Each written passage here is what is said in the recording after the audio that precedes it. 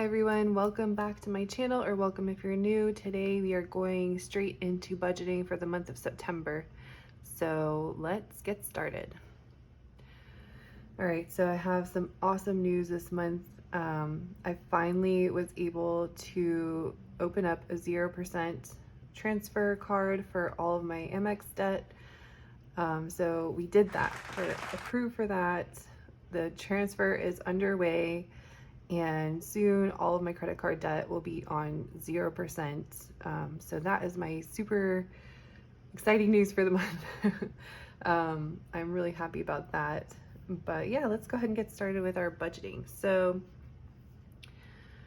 for my job, I like to write everything in by hand every month because I do a lot of work with like Excel on the computer every day, but for some reason writing it out by hand helps me like really absorb everything a lot better, and it doesn't feel like work. So that is why I write everything by hand in my budgets.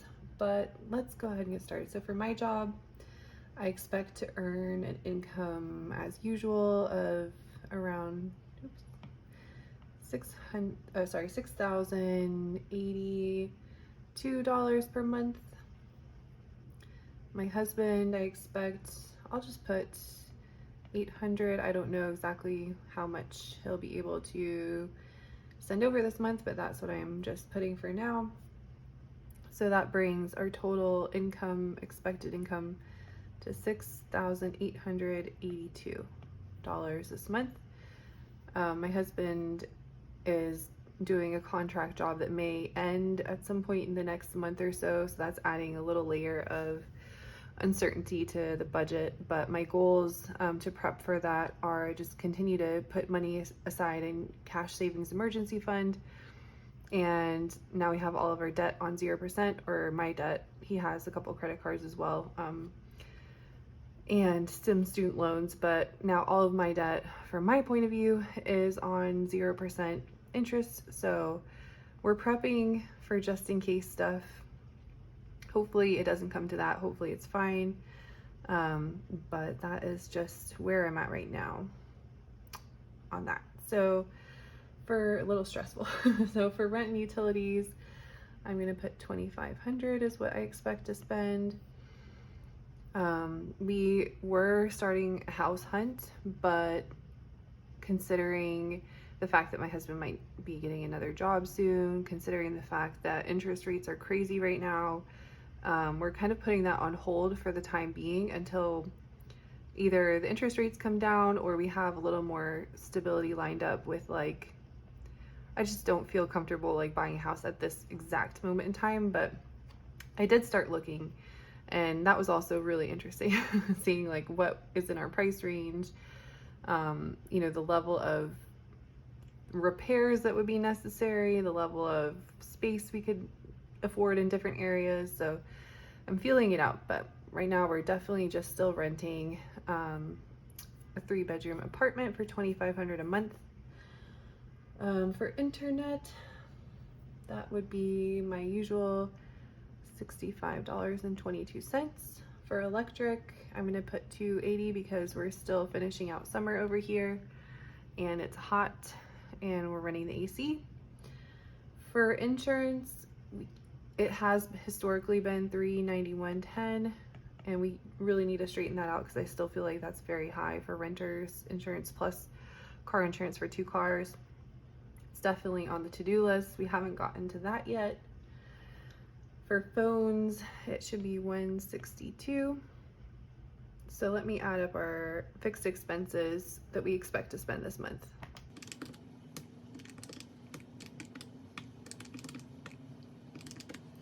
So for fixed expenses, we expect to spend $3,398.32. That doesn't include car payments or debt payments. So let's go ahead and fill that out here. So for car loan number 1, the monthly payment is $274.91. Oh, sorry, this is the starting balance. So let me put the payment here that we expect, $274.91, the starting balance on the car. The starting balance on the car this month, we're down to $3,441 on our first car, and I cannot wait till that's paid off.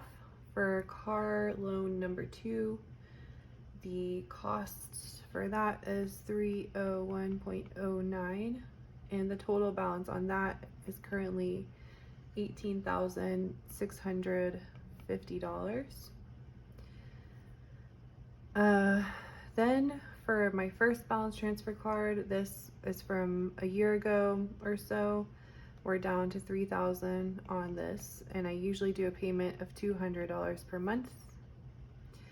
Okay, balance transfer card 2 is a new category, so I was able to balance transfer my debt from Amex, which has like a 26% APR, onto a Bank of America 0% card for 18 months.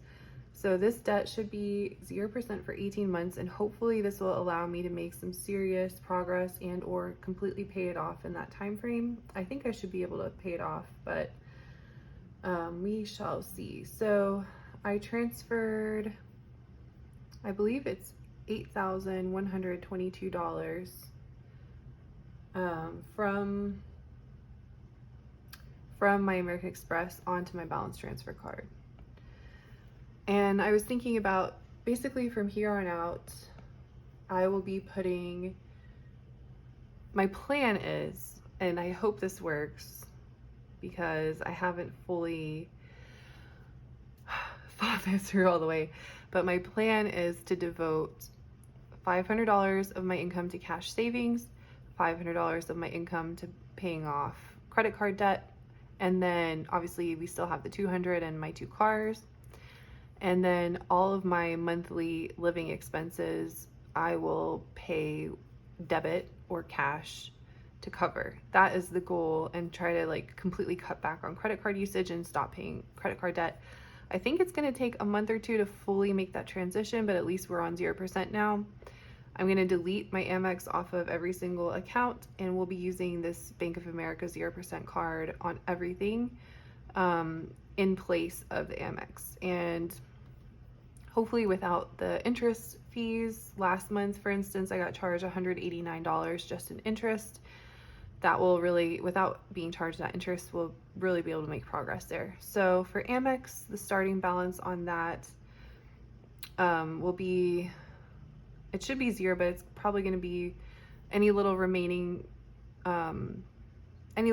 charges that I make throughout the month until I get my new card in the mail. And then I'll put fully pay off here. And we're going to close this out. So this is the month of transition where we're closing out interest debt and we're just doing 0%. And this is going to leave us with a total debt starting balance of, let's add it up.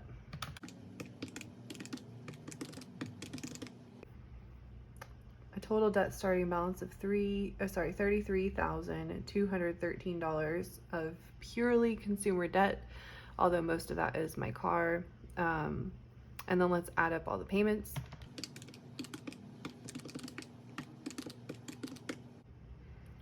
Okay, so at least we're gonna pay around $1,000, but probably more to fully cover this Amex and completely pay it off.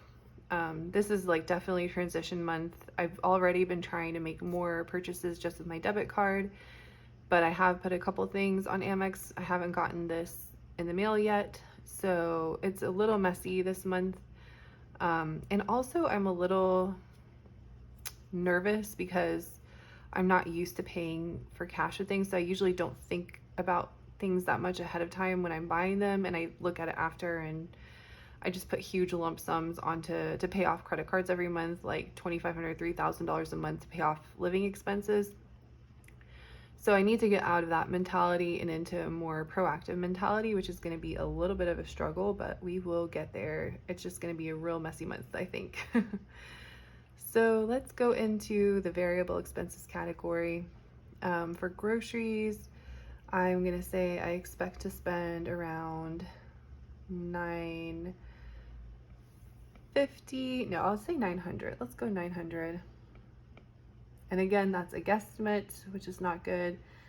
Historically, we've been spending around $50, and I changed some of these categories too to like better fit the things I keep seeing popping up. So you may see these a little bit different than my previous months, but subscriptions usually covers Prime Video rental purchases and channel fees, which that's like our main thing we subscribe to. So because we rent a lot of movies, we usually spend around $50 a month on that. So I'll just put 50 because that's what I keep seeing us spend.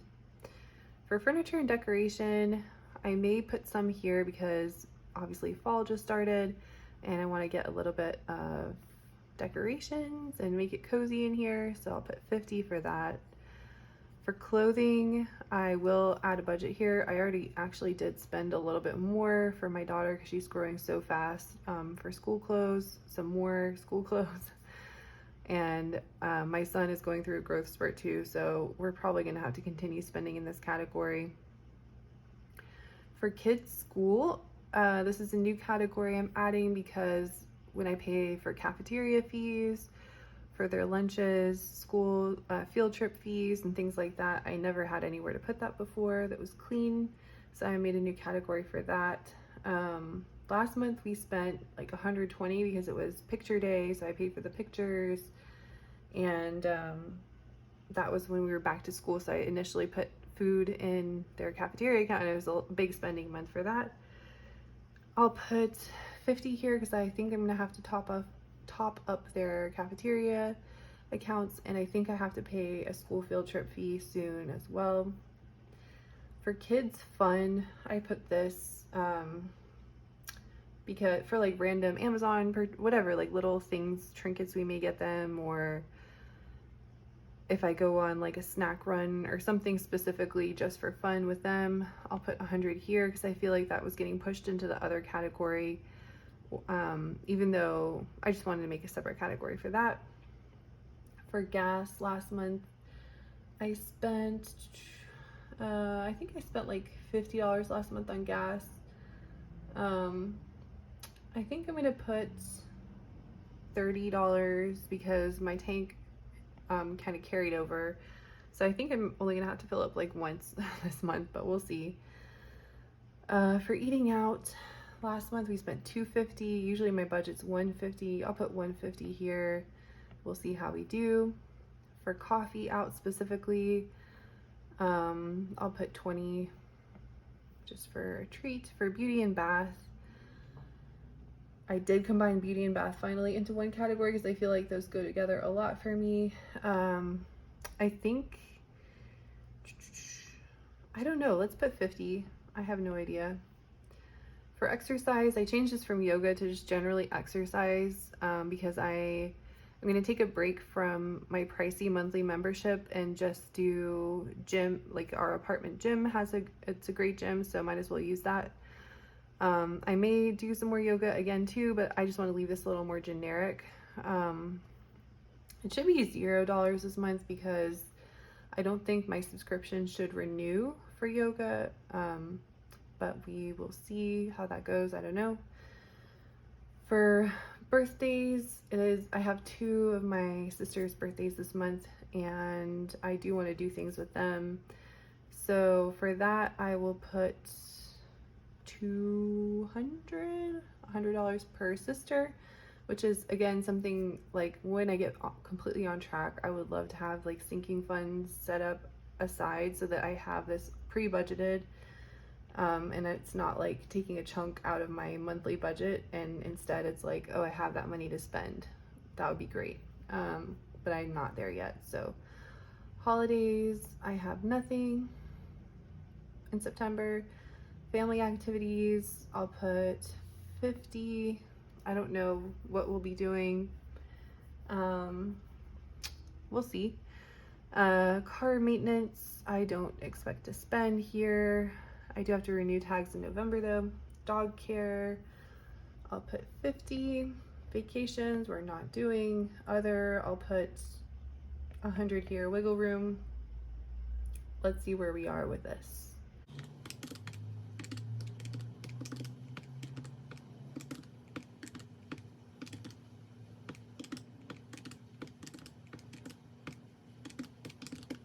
That would be a total variable expense of $1,900. So let's add this together. Let's add fixed and variable together. 339.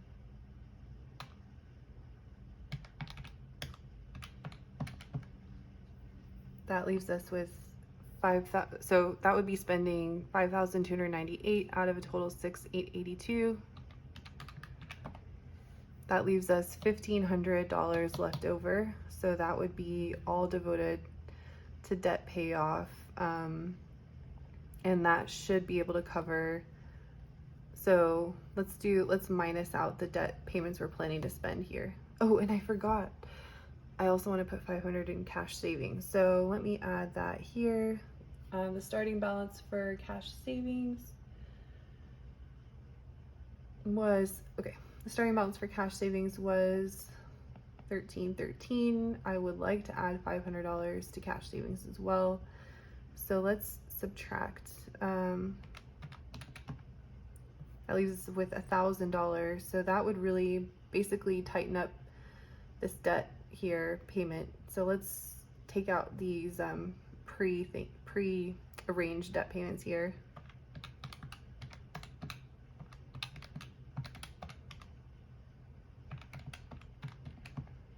Yeah, so that would leave us like $100 of wiggle room, $105 of wiggle room in the budget for paying off additional debt.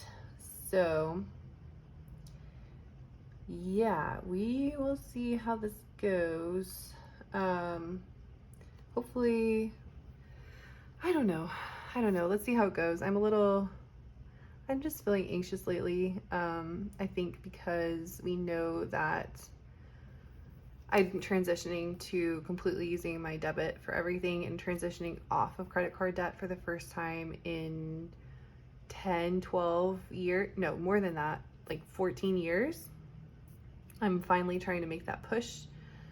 And we still have a little bit of instability with my husband potentially having to change jobs. And then I found out my company is being acquired by another company, which hopefully that goes well. And I'm not really too worried about that, but you never know what can happen when they reorganize everything. So just trying to remain really cautious about that. But yeah, and then let's add in the other savings here.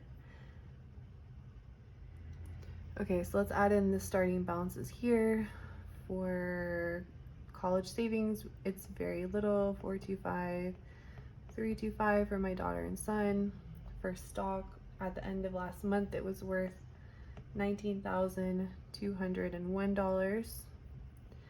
For high yield savings, last month it was worth $33,758.81. So both of these are super awesome. That would be,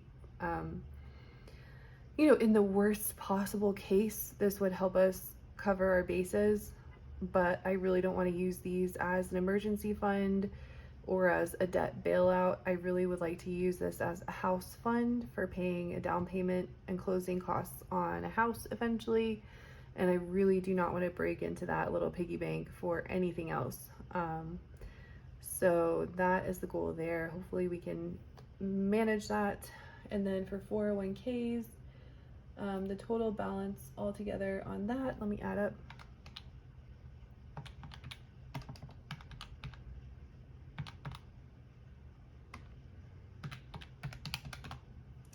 Total balance on the 401ks as of last month was $69,665. So yeah, let me add up all of our, and then let me just quickly do this. I'm not planning on paying anything additional to college funds yet, not until I catch up on debt some more. For stock, it's up to the market. This one, it's up to interest. It's probably going to be another $100 or so of interest. 401ks is the market and deductions.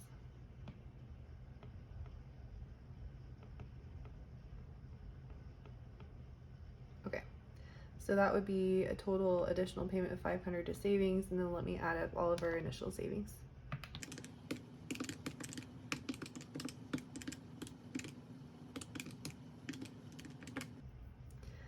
So currently we have $124,687.81 in savings.